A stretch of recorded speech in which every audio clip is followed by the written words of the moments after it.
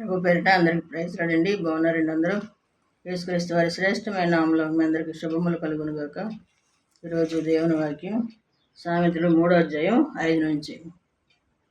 నీ స్వబుద్ధిని ఆధారం చేసుకొనుక నీ పూర్ణ హృదయంతో యెహోవా యందు నమ్మిక ఉంచుము. నీ ప్రవక్తని అంతటి యందు ఆయన అధికారమును ఒప్పుకొనుము. అప్పుడు ఆయన నీ త్రోవలన్నీ సరళం చేయను.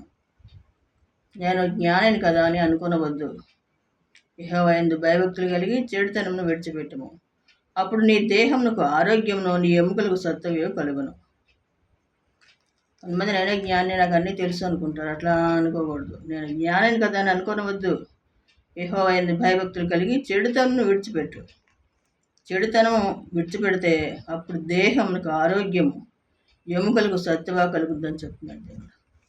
ఏ చిన్నదున్నా సరే దేవునికి ఇష్టం లేదు, మనలో తీసేసుకోవాలి. తీసివేసుకున్నప్పుడు దేవుడు ఎంతో ఆరోగ్యం ఇస్తానని చెప్తున్నాడు. దేహం అంతటికి ఆరోగ్యం వస్తుంట, ఎముకలకు సత్తువ అంట.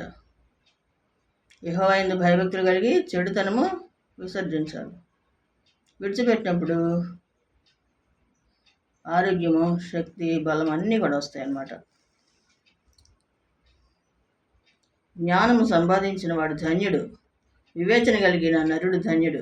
వెండి సంపాదించుడి కంటే జ్ఞానము సంపాదించుట మేలు, అపరంజి సంపాదించుడి కంటే జ్ఞానలాభం నొందుట మేలు. అది పగడముల కంటే అది ప్రియమైనది. నీ ఇష్ట వస్తువులన్నీ కూడా సరిగ్గా వాటితో. సులమన్ ఏం చెప్పాడు?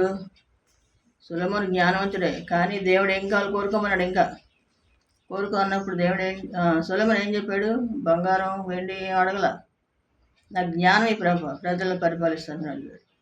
జ్ఞానంతో పాటు సిరి సంపదలు అన్నీ కూడా ఇచ్చాడు అనమాట. కాబట్టి మనం నేనే తెలియగలవాడిని అనుకోకూడదు. దేవుణ్ణి అడగాల, జ్ఞానం ఇమ్మని అడగాల. యెహోవా యందు భయభక్తులు కలిగి చెడుతనము విడిచిపెట్టాలి. అప్పుడు దేహానికి ఆరోగ్యం, ఎముకలకు సత్తువ అన్నీ కూడా కలుగుతాయి అన్నమాట. దేవునికే మహిమ కలుగును గాక. దేవుని కృప మీ అందరికీ తోడై ఉండను గాక. ఆమేన్.